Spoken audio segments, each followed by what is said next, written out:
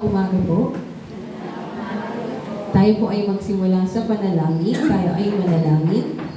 Ama naming Diyos, maraming salamat po na dinala po ang aming mga paa sa aming simbahan upang papulihan ka, pasalamatan ka, upang sabihin sa iyo na ikaw ang aming Panginoon, umay-ari ng aming buhay, Panginoon. Dalangin po namin na maranasan namin yung pagpapala mo sa oras na ito, Panginoon.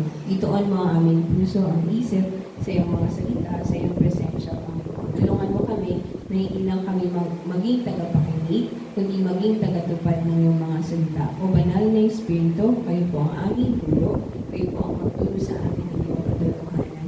Tulungan niyo po kami na maging buhay ang aming pananampalataya. Sumayo kami sa oras na ito. Ito ang aming dalangin sa pangalan ni Jesus. Amen. Sabihin mo po sa katabi mo na masaya akong makita ka ngayon. Iniyan nyo naman. Sabi nyo masaya kayo. Masaya pa kayo?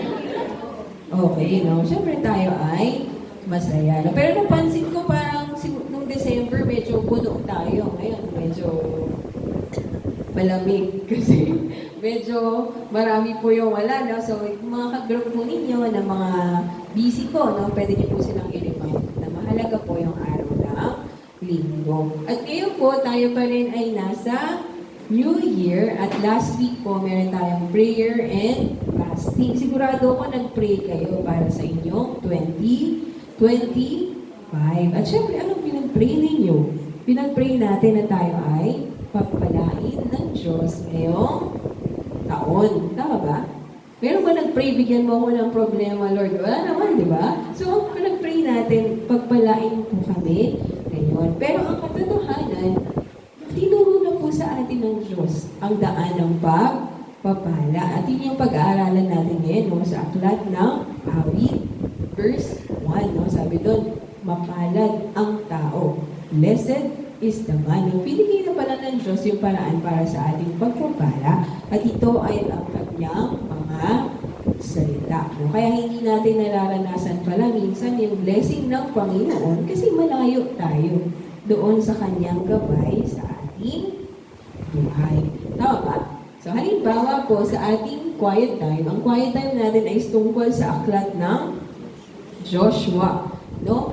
Pinangako ng Diyos sa kanila ang promised land. No? Kaya lang, sa promised land, meron silang kailangan gawin. No? Kailangan nila i-conquer o talunin yung mga taong nakatira doon para makuha nila yung pangako ng Diyos. Pero, sa kanila na po yung lupang ipinangako ng Diyos. At meron ding paraan ng Diyos para kanilang tuluyang masakop o makuha yung kanyang pangako. No? Kahit imposible ay nagiging posible sa paraan ng Diyos. Halimbawa po, nabasa natin nun sa chapter 6. Kaya hinipan ng mga pari ang mga trumpeta at nagsigawan ng napakalakas at ang mga tao ng parinig iyon. Bumagsak ang mga pader ng lungsod at sumalakay sila, nakapasok sila ng walang sagabal at nasakop nila ang lungsod. Makapal na pader na wasak nung sila ay nagsigawan at nagpatunog ng trumpeta. Posible ba yun? Posible dahil sa Panginoon. Alam nyo, kahit imposible ay nagiging posible, no? Dahil ito ang kalooban ng Diyos para sa kanilang buhay. Ibig sabihin, binigyan na ng Diyos sa kanila yung pangako, lupa, at mayroong paraan ng Diyos para makuha nila iyon. Ganon din po sa buhay mo. No?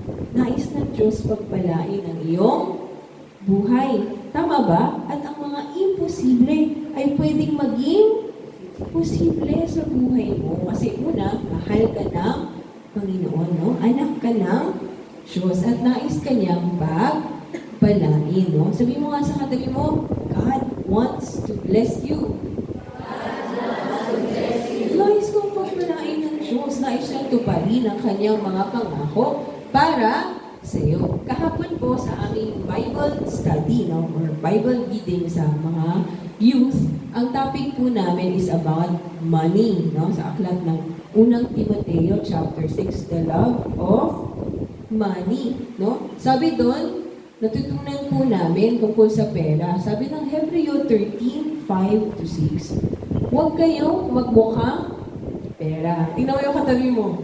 Ay, hindi naman, no? Sabi doon, huwag kayong magmukhang pera at masiyahan na kayo sa anumang nasa inyo. Sapagkat sinabi ng Diyos, hindi kita iiwan ni pababayaan man. Kaya't malakas ang loob nating masasabi, ang Panginoon ang tumutulong sa akin, hindi ako matatakot, ano ang magagawa sa akin ng tao. Bakit daw hindi tayo dapat maging mukhang pera? Sa English, grabe naman kasi sa Tagalog mukhang pera, no? Sa English po, ano sabi doon? Be not lovers of money, no? Keep your lives free from the love of money, no? Pero sa Tagalog talagang mukhang pera, no? Kasi, pagpapalain ka naman talaga ng Diyos. Sabi niya, di ba? Hindi kita iiwan, hindi kita pababayaan, no? At ang Diyos ang tutulong sa atin sa lahat ng oras. Hindi na natin kailangan hanapin yung pera or inoon ang buhay natin sa pera kasi si God na po, ang Diyos na po yung magkakaloob nun para sa ating buhay. Sa halip, ano po yung dapat nating hanapin? Sabi sa Mateo 6 verse 33. Seek first the kingdom of God and all these things will be added to you as well. Unahin mong hanapin yung kaharian ng Diyos, katuwiran ng Diyos, at lahat ng iyong pangangailangan ay kayang ipagkaloob ng Diyos. Kasi God wants to bless you. Nais kang pagpalain ng Diyos. Amin po ba? Kaya ano daw po dapat nating i-pursue sa halip na pera? Ito yung buhay na maka-Diyos at may kasiyahan. Sabi sa English, godliness with contentment. No? Ayun pala yung buhay na dapat nating hanapin. No? So, dalangin ko ngayong 2025, hindi tayo maging mukhang pera. No? You know what? We will not be lovers of money, but we will seek first the kingdom of God. No? At natutunan po natin sa message nung nakaraang Sunday, ang 4 na bagay po, no? Na dapat nating gawin, no? Tinuro sa atin ni Pastor. Ano nga po yun? Bible, prayer, worship, and serving. So, ang challenge sa akin ng Panginoon ngayon, mag-share ng message kada isa. So, ngayon po, ang nais kong ibahagi ay tungkol sa una, ano yung una? Bible, no? Kaya po ang message natin ay mababasa natin mula sa aklat ng Psalm verse 1, no? Ang aklat po ng Psalm verse 1, isa po siya tinatawag na wisdom psalm, no? Kasi merong psalm na mga awit, pasasalamat, awit, papuri, at awit ng lamentation or panagpoy, pero ito tungkol siya sa salita ng Diyos. Para din siyang Psalm 190, no? Pinakamahabang psalm na, o pinakamahabang chapter sa Biblia, tungkol siya sa salita ng Diyos. At ayon sa Psalm chapter 1, meron daw 2 daan. The way of the righteous and the way of the wicked. Ang daan ng matuwid at ang daan ng mga makasalanan. So, ilan yung daan? 2. Walang pong gitna. Either tayo po ay lumalakad ng matuwid o tayo ay lumalakad ng makasalanan. At sigurado familiar po tayo. Alam niyo ba sa Sunday School, mga bata din po minemorize din sa verse 1. Halimbawa po, pakita ko lang po yung memory verse ni Tian sa Psalm 1, 1-6.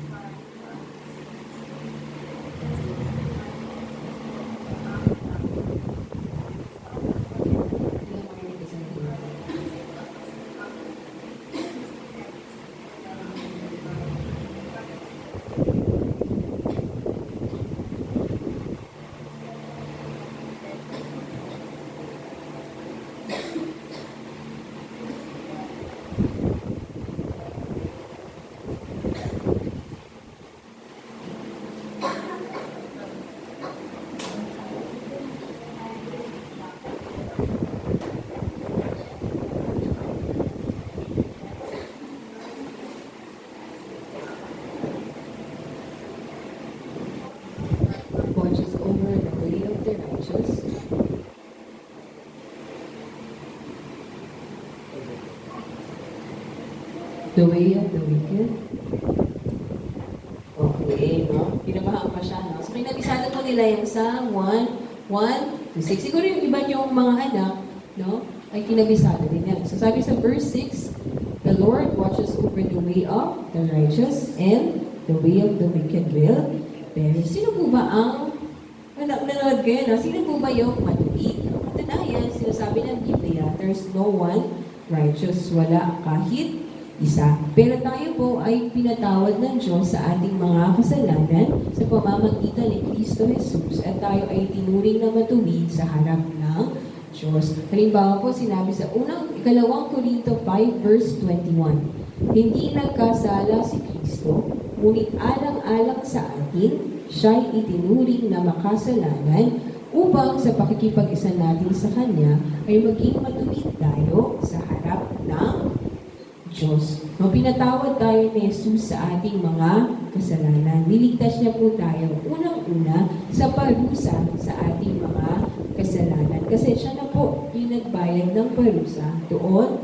sa krus ng Kalbaryo nung siya ay namatay para sa ating mga kasalanan. At si Jesus, niligtas na rin tayo sa pagkakaalipin sa kasalanan upang hindi na tayo maging alipin ng kasalanan, kundi maging alipin ng katuwiran ng Diyos. No? Sa harap ng Diyos, tayo ay matuwid. Dahil po sa ginawa ni Jesus para sa atin. No? Nakakalapit tayo sa Diyos, naririnig ng Diyos ang ating panalangin dahil kay Jesus na ating pinapananampalatayaan. Tayo po ba ay naniniwala kay Jesus? Opo, no? Na siya ang ating Panginoon at tagapagligtas. Sabi po sa awit 1 verse 6, ito yung conclusion, no? For the Lord watches over the way of the righteous. Sa taong matuwid, si Yahweh ang pumapat. No, God wants to guide you. Nais ka po patnubayan ng Diyos bilang kayo po ay kanyang mga alagad, kanyang mga anak. At paano po tayo pinapatubayan ng Diyos? Ito po ay sa pamamagitan ng Biblia. Kaya napakahalaga po ng Biblia. Kung meron pong larawan or illustration ang Biblia, karaniwan pong makita natin ilan sa mga ilan nila ay ito. Una, ano po yan? Light, no? Sabi sa Psalm 119:105, your word is a lamp to my feet and a light for my path. Pag po tayo ay lumalakad sa gabi at madilim, wala tayong makikita. Tama po ba? Kailangan natin ng ilaw o ng liwanag para sa ating daraanan. Ganun daw po ang salita ng Diyos, no? Kung wala ang salita ng Diyos, tayo po ay maaaring mapahamak. We will be in danger kasi lumalakad tayo sa dilim. Hindi natin mararating ang ating patutunguhan. Pwede tayong maligaw, no? Kasi hindi natin makita yung direksyon. So, paano natin nakikita yung direksyon at paano tayo iniingatan ng Diyos sa pamamagitan ng kanyang salita. Katulad ng ilaw, no? Sa ating mga daraanan. Pangalawang larawan po, siguro ay ang sword of the Spirit. Sabi sa Ephesians 6:17, take the sword of the Spirit, which is the Word of God. Para saan ba ang sword? Para sa? Pupunta tayo sa palengke, may sword pa ba tayo? O ano, papasok sa school, may sword? Para saan yung sword? Sino may sword? Mga sundalo, mga warrior, makikipaglaban. So, ano sabi ibig sabihin ng sword? Ito yung ating weapon, no? Laban sa temptation. Si Jesus, nung tinukso siya ng diablo, paano niya napagtagumpayan? Sa pamamagitan ng salita ng Diyos. Naalala niyo yung drama natin? Ulit nga, and then, sabi ng drama natin, no? Gawin mong tinapay ang mga bato. Ano sabi ni Jesus? Nasusulat. Hindi lamang sa tinapay nabubuhay ang tao, hindi sa bawat salita ng Diyos. So, ang salita ng Diyos po pala ay ang ating weapon, no? Panlaban sa temptation, no, o ng kaaway upang mapagtagumpayan po natin ang mga kasalanan. Kaya kung wala kang sword, anong mangyayari sa'yo? Pag ikaw ay nakikipaglaban, wala kang daladalang weapon.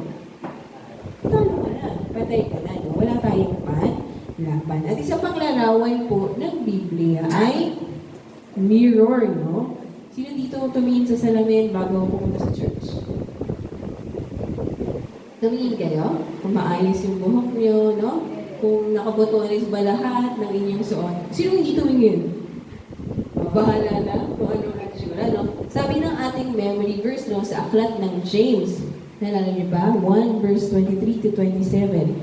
Anyone who listens to the word but does not do what it says is like the man who looks at his face in a mirror and after looking at himself goes away and immediately forgets what he looks like. Ang isang tao daw na nagbabasa ng Biblia ay parang tumitingin sa salamin. Kaya lang, pag hindi niya sinunod yung salita ng Diyos, tinignan niya lang, ay, pagtingin ko sa salamin, may dumi pala ako. Tapos, umalis ka lang, kinalimutan ka lang, hindi, wala kang ginawa. Kasi hindi mo sinunod yung salita ng Diyos. Kasi sa verse 25, but the man who looks intently into the perfect law that gives freedom and continues to do this, not forgetting what he has heard, but doing it, he will be blessed in what he does. Pinagpapala ng Diyos ang mga taong sumusunod sa kanyang mga salita. Ibig sabihin sa pamamagitan ng Biblia, nakikita po natin ang ating mga sarili. Kung ako ba ay lumalakad ayon sa kalooban ng Diyos, kung ako ba ay may kasalanan na nais itama ng Diyos, kung meron akong mga pangako na dapat kong panghawakan ayon sa salita ng Diyos, sa pamamagitan ng Biblia, nakikita yung ating sarili at ang ating buhay. Isipin niyo po, tatlong picture pa lang, pero nakikita na natin kung gaano kahalaga ang salita ng Diyos, no? Kung walang ilaw, maligaw na tayo, no? Mapahamak na po tayo. Kung wala tayong weapon, we are defenseless, no? Wala tayong laban, no? Hindi natin mapapanalunan ang laban natin kay Satan at sa kasalanan. At kung wala tayong salamin, hindi natin makikita ang ating buhay kung tayo ba ay kalugod-lugod sa harapan ng Diyos. Kaya, napakahirap isipin ng isang tao, ang isang Kristiyano, ay nabubuhay na wala ang salita ng Diyos. Paano tayo nagiging Kristiyano, nagiging mga anak ng Diyos o matuwid sa harap ng Diyos, pero wala po tayo relasyon sa Diyos at sa Kanyang mga salita. Kaya nga anong challenge sa atin ngayong taon? Gawin nating buhay ang ating pananampalataya. Buksan natin ang ating Biblia at ito ay ating basahin. Sino po ba dito walang Bible? Meron po tayong mga Bible sa taas kung wala po kayong Biblia. Lahat po ba meron? Lahat? Okay, ibig sabihin, lahat po tayo meron, no? Sabi dito, napakahalaga po ng salita ng Diyos sa ating buhay, no? Kasi God spoke to us, no? Nangungusap ang Diyos sa atin. Una, sa pamamagitan ng kanyang creation. Ito po yung lesson namin kanina sa Sunday School. Nilikha ng Diyos ang lahat ng bagay sa pamamagitan ng kanyang mga salita. Magkaroon ng liwanag at nagkaroon ng liwanag. Magkaroon ng tubig sa langit at sa baba, no? Nagkaroon yan. Sa pamamagitan ng mga salita ng Diyos, nilikha niya ang lahat ng bagay. Makapangyarihan ang salita ng Diyos. Naisip niyo ba yun? Sa pamamagitan ng salita ng Diyos, nilikha niya ang lahat ng bagay. At ngayon, binabasa natin yung salita ng Diyos. At nung panahon po ng Old Testament, ang Diyos ay nangungusap sa kanila sa pamamagitan po ng mga propeta. Galing niya. Sinong propeta po ang kilala ninyo? Isaiah, Jeremiah, Jonah, Micah. Marami po ginamit ng Diyos ng mga propeta. Pero sa panahon po ng mga propeta, marami ding mga bulaang propeta or false prophet. No? Magsasabi sila na, ito ang sabi ng Diyos, peace, peace, no? Hindi tayo mapapahamak, kalma lang kayo. Hindi tayo masasakop ng ating mga kaaway. Kahit gumagawa pa sila ng kasalanan, ano sabi ng mga propeta? Maling propeta? Hindi, okay lang yan. Hindi tayo mapapahamak. No? So, kinontrast ng Diyos yung kanyang mga salita sa mga false prophet. Kasi sabi niya po sa Jeremiah 23, verse 29, Is not my word like fire, declares the Lord, and like a hammer that breaks a rock in pieces? Parang apoy ang aking salita, at katulad ng martilyo na dumudulog sa malaking bato. Ibig sabihin, ang salita ng Diyos, nakikita niya ang kalagayan ng ating mga puso. At tayo ay kanyang binabago. Yun yung nais ng Diyos sa ating buhay. Mababasa natin din yun sa Hebrews 4 verse 12. Sabi doon, ang salita ng Diyos ay buhay at mabisa. Mas matalas kaysa alinmang tabak na may magkabilang may talim. Ito'y tumatagos maging sa ibuturan ng kaluluwa at espiritu ng mga kasukasuhan at buto, nakakaalam ng mga iniisip at binabalak ng puso. Ibig sabihin, sa pamamagitan ng salita ng Diyos, pinabago tayo ng Diyos dahil nalalaman niya ang kalagayan ng ating puso at ng ating mga buhay.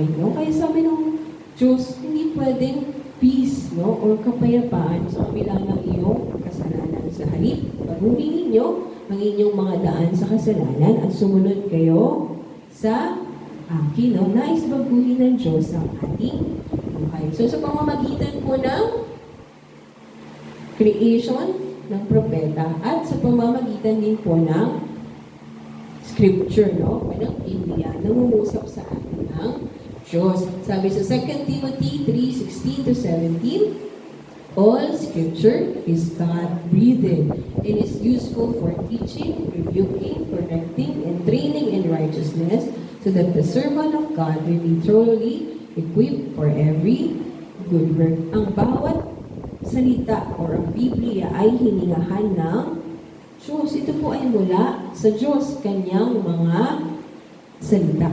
Kaya ito po ay katotohanan. Sabi rin na, ito ay magagamit po natin para sa ating buhay, pagtuturo, pagtatama, at sisikap para matuwid ang ating pamumuhay. At sabi sa Psalm 119:160, basahin niyo nga po para magising kayo. Psalm 119 verse 160, all your words are true, all your righteous laws are eternal. Ang salita po ng Diyos ay nagtotohanan at walang hanggan. Diba sinabi din niya, lilipas ang lahat ng bagay, ngunit ang salita ko'y mananatili magpakailan man. From Genesis to Revelation, lahat yun ay katotohanan. Lahat yun ay salita ng Diyos. At maaasahan po natin totoo at tapat ang salita ng Diyos. Kasi anong sabi ng Diyos sa Isaiah 55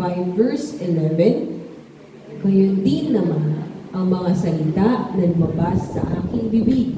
Ang mga ito'y hindi babalik sa akin na walang katuturan.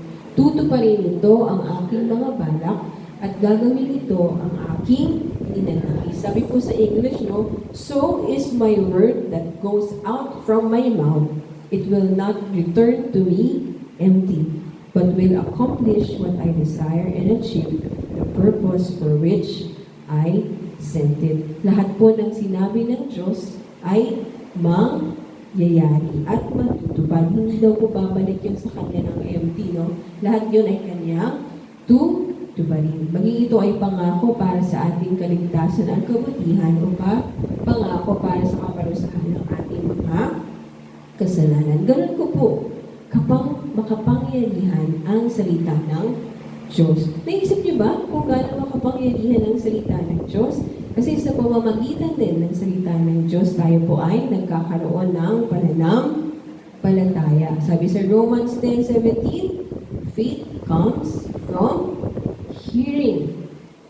And hearing the word of Christ. No? Nagkakaroon tayo ng pananampalataya sa ating pakikinig sa kanyang mga salita. Naunawaan niyo po ba kung gaano ka makapangyarihan ang salita ng Diyos?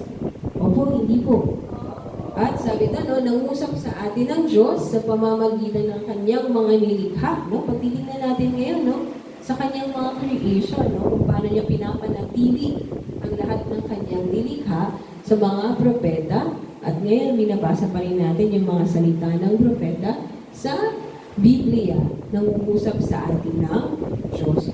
Ngunit, sinabi ng Diyos sa Hebrews 1:1-2, in the past, God spoke to our ancestors, to the prophets at many times and in various ways. But in these last days, He has spoken to us by His Son, whom He appointed heir of all things, and through whom all He made the universe. Ngayon po, paano sa atin nangungusap ang Diyos? Sa pamamagitan ng kanyang anak. Ito po ay si Jesus, no? So God, Jesus, no, is the revelation of God for us. The ultimate revelation of God to us. Sabi din ng John verse 1:1, the Word became flesh and made His dwelling among us. No? Nakikita natin, nararanasan natin, nauunawaan natin ang Diyos sa pamamagitan ni Jesus Cristo. And even in the last book, no, in the book of Revelation, binasa natin, He is dressed in the robe, ripped in blood, and His name is the Word of God. No? Si Jesus ay darating bilang ating makapangyarihang hari. No? He is the Word of God. Kaya nga po, tayo, ginawang matuwid sa harapan ng Diyos sa pamamagitan ni Kristo, imposible. Sabi mo nga, imposible. Ang mabuhay tayo na wala ang salita ng Diyos. Napaka-imposible po na tayo ay Kristiyano, ngunit hindi po natin binabasa ang Biblia. Hindi po natin pina-worship yung Bible, no? Ang wina-worship natin ay ang Diyos ng Biblia at ang ating Panginoong Jesus Kristo. Hindi po tayo makakalakad sa ating pilgrim's journey kung wala po ang Biblia, no? Paulit-ulit, no? Pero ulitin pa rin natin, no? Mahalaga ang salita ng Diyos. Kaya meron po tayong church. Ano po ba ang mission ng ating church? Unang-una, we share the gospel, no? Para ang mga tao ay magkaroon ng kaligtasan, katulad ng sabi ni Jesus. At pangalawa, minsan nakalimutan nyo, anong mission ng church? Pangalawa, basahin nyo nga, we help people to be Jesus' disciples by providing courses in Bible reading and quiet time. Kaya pag nag-attend kayo ng Light of Life Church, huwag po kayong bata. Kasi every Sunday, nabasa niyo ba yan? O hindi niyo napapansin, no? Kasi po, tinutuyuan tayo ng Diyos o ng ating simbahan, no? Kung paano tayo magkakaroon ng Bible reading, no? O paano tayo lalapit sa salita ng Diyos. Naunawaan, ginaunawaan, no? Ito po yung ating mission as isang simbahan. Kasi bakit? Ano yung sabi ko kanina? God wants to bless you. God wants to guide you. So God spoke to you. Tama ba? At sabi po sa ating psalm kanina, mapalad ang taong hindi nakikinig sa payo ng masama at hindi sumusunod sa masama nilang halimbawa. Hindi siya nakikisama sa mga kumukutya at hindi nakikisangkot sa gawaing masama.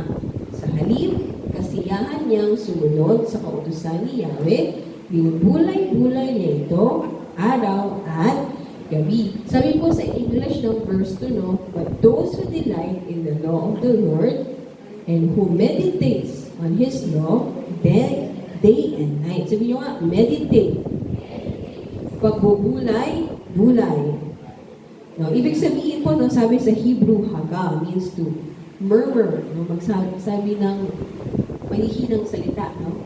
O kaya, to ponder or to reflect deeply. Ibig sabihin, when we meditate, tayo po ay nagbibigay ng oras sa pagbabasa, no? Pagbabasa ulit, no? At pag-unawa ng ating binasa. Bakit kasi sabi dito, mapalad ang tao? Anong ginagawa ng isang mapalad na tao? Ang kasiyahan niya ay sumunod kay Yahweh at binubulay-bulay niya ito araw at gabi, no? Kasi ito yung daan ng pagpapala. Sabi niyo nga, blessed life. No? Pagpapala ng Diyos. Kaya nga si Joshua, inutusan siya ng Diyos, paunahan mo ang bayan ng Israel. Ito yung ibibigay ko sa inyo. Ito ay para sa inyo. Anong instruction sa kanya ng Diyos sa chapter 1? Sabi doon, basahin niyo nga, keep this book of the law always on your lips. Meditate on it day and night, so that you may be careful to do everything written in it. Then, you will be prosperous and successful. Magtanda na siya, leader siya ng army. Hindi siya sabi ng Diyos, mag-training ka para matuto kang makipaglaban, no? Yun ang gawin mo araw. Ano pinagawa sa kanya ng Diyos? Ito ang aking salita. Huwag mo, sabi sa Tagalog, no? Huwag mong kaliligtaan. Basahin ang aklat ng kautusan. Huwag mong kaliligtaan, ibig sabihin, huwag mong kalimutan, na huwag mong imis ang pagbabasa. Pagbulay-bulayan mo iyon, araw at gabi. Araw at gabi, ibig sabihin, araw-araw ng iyong buhay, kasama ng iyong routine araw-araw, upang matupad mo ang lahat ng nakasalaan doon. Sa ganon, magiging masagana at matagumpay ang iyong buhay. Naunawaan ba ninyo? Nung sinasabi ng Diyos kay Joshua, ito na yung pangakong lupa. Ibinigay ko na sa inyo. Pero ito ang aking mga salita. Gulay-gulayin mo, basahin mo, pag-aralan mo, dahil sa pamamagitan nito, magiging matagumpay ang iyong pagsakop sa lupang aking pinangako. Ganon din sa ating buhay. Gusto na ng Diyos pagpalain ka. Tama ba? God already wants to bless you. Pero binigay niya po yung kanyang mga salita upang tulungan ka kung paano magkaroon ng tunay na pinagpalang buhay. Tama po ba?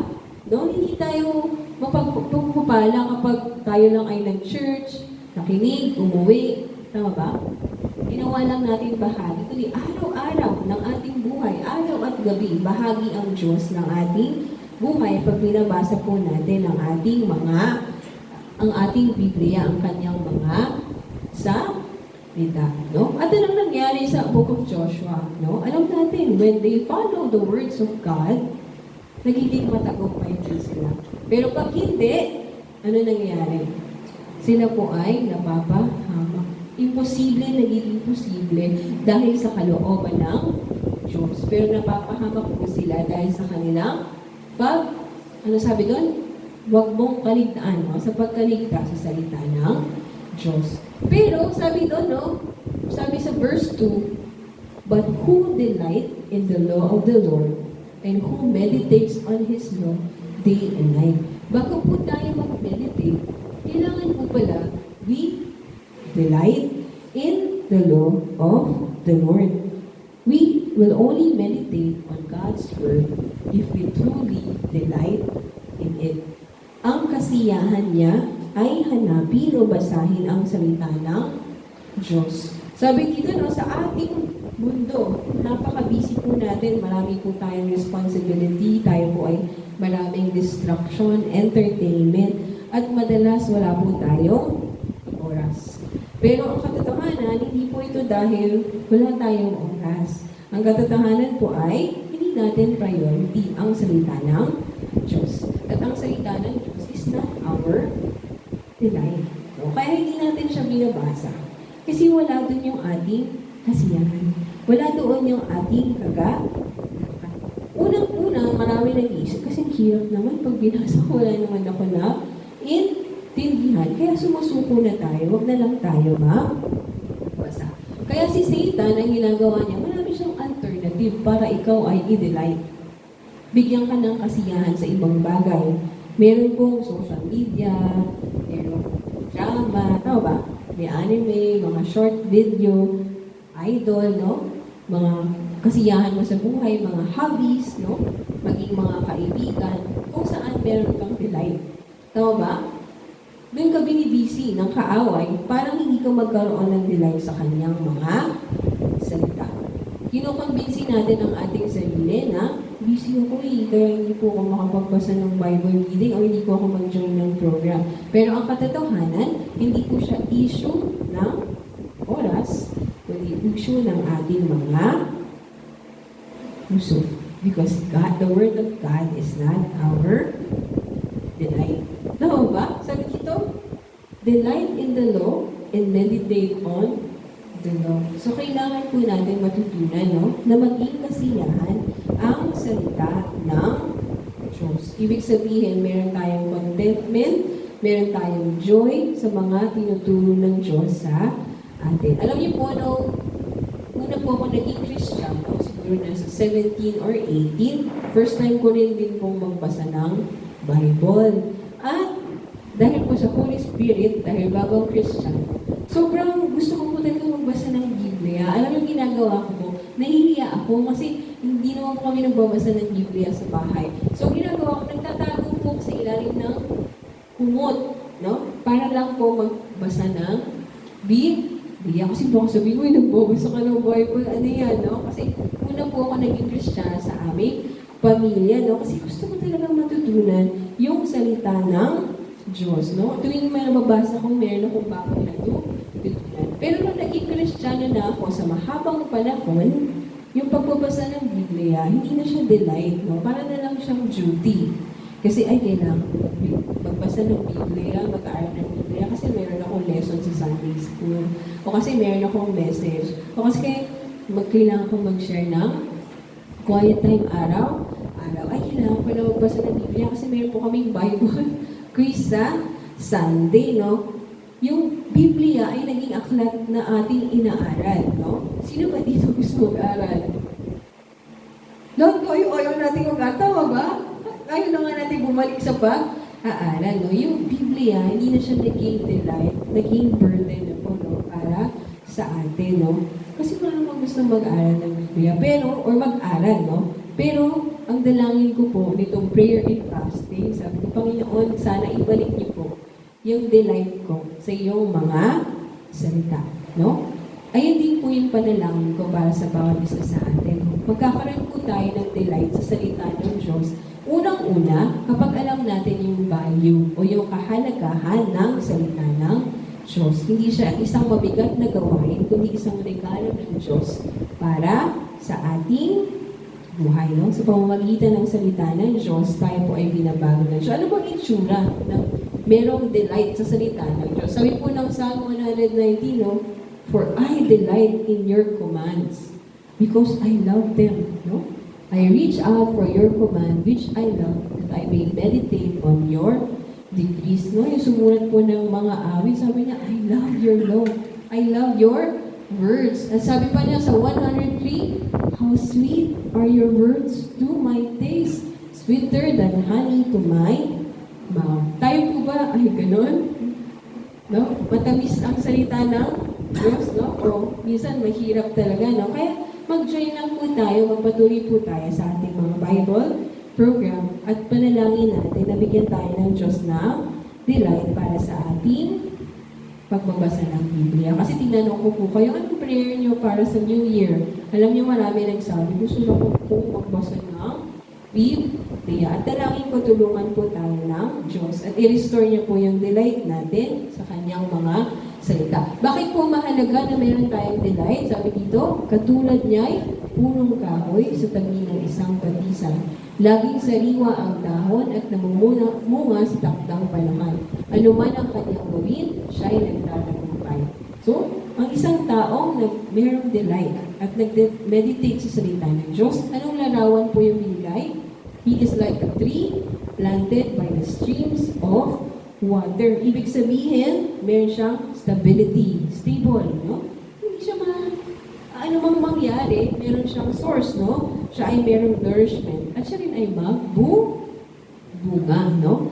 Katulad yan ng sinabi ni Jeremiah, sabi dyan, basahin niyo po yung sinabi ni Jeremiah, "But blessed is the one who trusts in the Lord, whose confidence is in Him. They will be like a tree planted by the water that send out its roots by the stream. It does not fear when heat comes. It leaves always green. It has no worries in a year of drought and never fails to bear fruit." No? Sabi dyan, no, ang isang puno na nakatanim sa may tubigan, no, kahit dumating ang init, hindi siya nag-aalala, no? Kasi lagi siyang namunga. Ganun po ang isang tao na malapit sa salita ng Diyos. Meron po tayong stability. Ano mang dumating sa atin ngayong 2025, hindi po tayo matatangay o matutumba kasi meron po tayong pundasyon. Yun po ang salita ng Diyos. Kapag nakita ko po yung larawan na to, isa-isang sa Biblia, merong Bible character,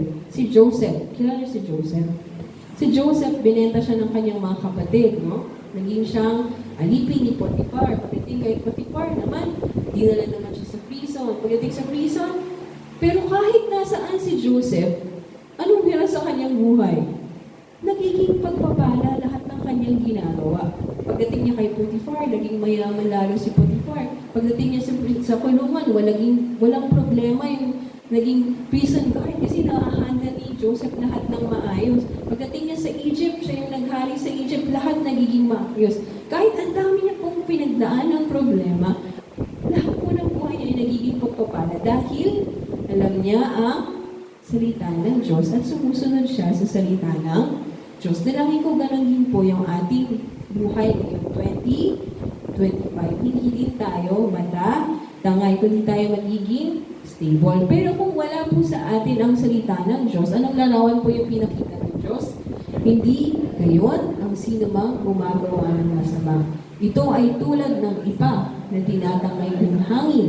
So they are like shaft that the wind blows away. Madaling matangay ng hangin. Alam niyo po yung ipa, so yung mga taga-probinsya na pag nag-harvest po ng kanin, siya po yung mga lumilipad, no? Anong pinapakita nito? Ito yung dryness, rootlessness, or rootless, directionless, faithless, light, no? Ito yung mga madaling matangay, no? Sa mundo ng kasalanan at sa mundo ng mga problema at alala, no? Kasi malayo siya sa salita ng Diyos. At anong warning ng Diyos sa mga taong ganito? Sabi niya sa verse 5, sa araw ng paghuhukom, parusa na ay nakalaan. Siya'y ihiwalay sa grupo ng mga banal. No, ano pong gusto nating larawan? Tayo po ay tulad ng puno na nakatanim, tabi ng batisan, o tulad ng siya na madali pong matangay. Siyempre, gusto nating maging katulad ng puno na nakatanim sa tabi. Sino yung picture na yun? The person who delight and meditate sa salita ng Diyos. At sa verse 6, sa taong matuwid, si Yahweh ang pumapatnubay, ngunit ang taong masama, kapahamakan ang hahantungan. Paano tayo pinapatnubayan ng Diyos? Sa pamamagitan po ng kanyang mga salita. Kaya po para sa ating Bible reading, meron po tayo 4 P's. Sino member ng 4 P's? No, pero sa ating Bible reading, meron po tayong 4 P's. Una, pray for delight in God's Word. Panalangin natin, Panginoon, nahihirapan akong magbasa ng Biblia. Tulungan mo po ako. Bigyan niyo po ako ng kasiyahan sa iyong mga salita. Okay po ba? Mag-pray po tayo. Bigyan tayo ng pangunawa. Pangalawa, plan your Bible reading schedule. Magplano po kayo. Siguro magbabasa ko ng Biblia pag yung mga anak ko pumasok na sa school. Kasi meron na akong oras. O kaya, gigising ako ng mas maaga. Kasi, para pag nag-start na yung work ko, pag uwi ko, pagod na ako, hindi na ako makakapagbasa ng Biblia. Magkaroon po kayo ng plano kung paano po ninyo babasahin ng Biblia. Kasi kung walang plano, no, hindi po natin siya magagawa. Umaga, o hapon, o gabi. Kayo po, ano oras po kayo nagbabasa ng Biblia? Sino sa umaga? Sa hapon? Sa gabi? Walang nagtas na kamay. Walang nagbabasa ng Biblia. No? Iplano po ninyo ang inyong schedule. At participate in a church Bible program. Meron po tayong quiet time and Bible reading, no? Meron po tayong guide. Alam niyo po sa ibang church, wala silang guide. Bahala kayo, magbasa kayo ng Biblia, ano gusto niyo basahin. Pero sa church natin, tayo po ay may guide para ma-encourage po tayo. Kasi sama-sama po tayong magbabasa. At sa huli, practice, no? Or apply yung salita ng Diyos na iyong natutunan. Gagawin niyo po ba yung 4 P's na tungkol sa salita ng Diyos? Sinong opo? O ngayong 2025, no? Unang pray natin, magkaroon tayo ng delight, no? Para ma-meditate natin yung kanyang salita. Planuhin natin, no?